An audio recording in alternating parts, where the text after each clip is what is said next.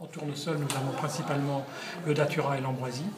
Elle nous préoccupe dans la mesure où nous n'avons pas de solution efficace par les techniques classiques utilisées pour maîtriser ces adventices.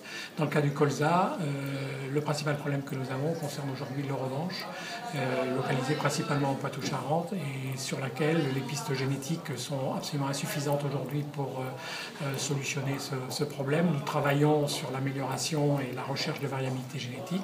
Nous travaillons aussi sur un plan de prophylaxie pour limiter l'extension de ce parasite et nous travaillons aussi sur des solutions innovantes mettant en œuvre des variétés tolérantes aux herbicides de poste levé associées avec l'herbicide correspondant et qui donnent des solutions relativement intéressantes.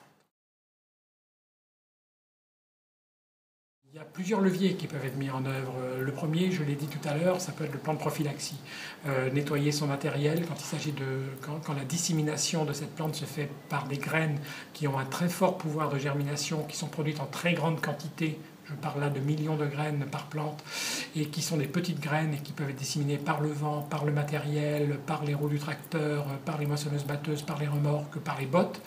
D'avoir une précaution extrême quand il circule dans ces parcelles pour éviter cette dissémination. Donc il peut déjà mettre en œuvre cette technique-là.